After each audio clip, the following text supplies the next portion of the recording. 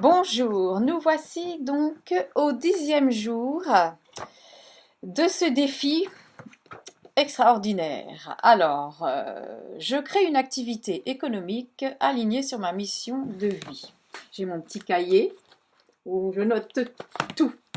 Alors, ce qui me fascine le plus chez les gens, c'est, bon voilà, j'ai répondu différentes choses, notamment des artistes en tout genre, les femmes qui entreprennent seules, les enfants, nature, sensibles, les personnes qui sont porteuses de handicap, voilà, la force, le courage de certaines femmes, ça me touche vraiment.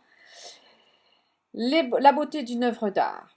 Alors, l'étape 2, c'était si j'avais la possibilité d'être entendue, un micro, une salle comble à m'écouter. Quel serait mon message? Alors, c'est vrai que mon message s'adresserait, je crois, particulièrement aux femmes en recherche d'identité, dans un passage à vide, et quel que soit leur passé, quel qu'il soit, celui-ci, mon message serait porteur d'espoir.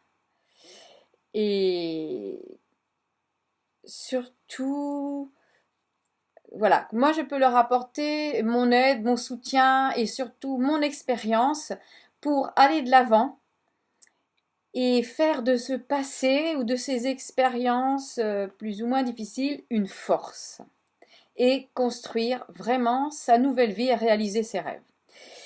Voilà mon message. En attendant, l'étape 3, c'était quand je vois quelque chose, qu'est-ce qui me rend dingue. Donc effectivement, c'est les femmes manipulées, maltraitées, victimes de différentes choses. Ça me rend dingue. Quand je vois des enfants maltraités aussi, je suis très touchée.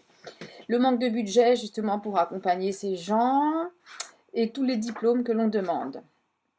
Alors, mes contributions justement par rapport à ce qui me rend dingue, qu'est-ce que ça pourrait être? Alors justement, proposer aux femmes des programmes, des outils pour se reconstruire afin qu'elles retrouvent leur dignité en foi, leur foi en elles et la vie. Donc des stages pratiques et aussi des coffrets de mandala qui seraient destinés à ces femmes-là.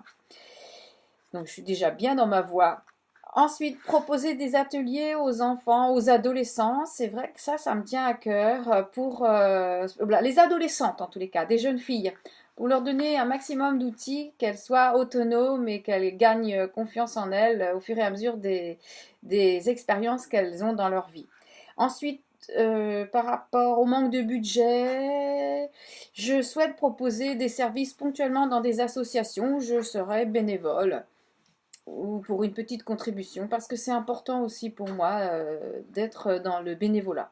Ensuite, envisager sérieusement de trouver peut-être une subvention ou une aide vers une vraie formation d'art-thérapeute. Ça me tient à cœur depuis longtemps. Ensuite, mes 3 verbes. Créer, stimuler, motiver. Les 3 verbes qui vont vraiment, qui sont significatifs de l'action que je souhaite donner. Créer, stimuler, motiver. Voilà, qui je veux aider. Alors, c'était cibler un peu sa clientèle. Effectivement, ce qui ressort et qui revient pas mal, c'est les femmes à la recherche de leur identité, qui se sont soit occupées essentiellement de leurs enfants, ou suite à une séparation, ou alors à un décès de leur conjoint, voilà, ou victimes de harcèlement, et qui sont vraiment, qui ont besoin de retrouver confiance en elles, estime d'elles-mêmes, révéler l'artiste qui est en elles. Les adolescentes aussi, qui doutent, qui sont mal avec leur féminité et tous les changements que cela implique. C'est vrai que la femme, ça me tient à cœur parce que je suis aussi dans cette recherche d'équilibre et d'harmonie dans le couple.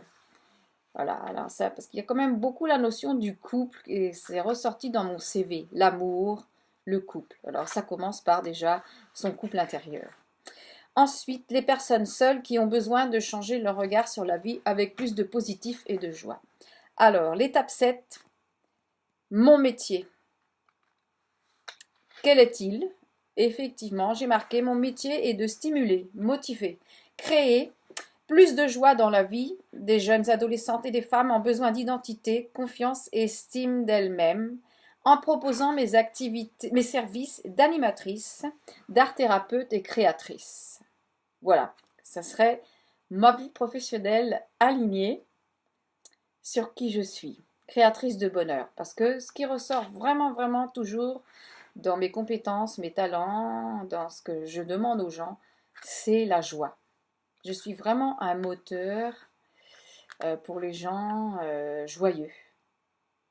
Voilà, à bientôt. Bonne continuation à toutes.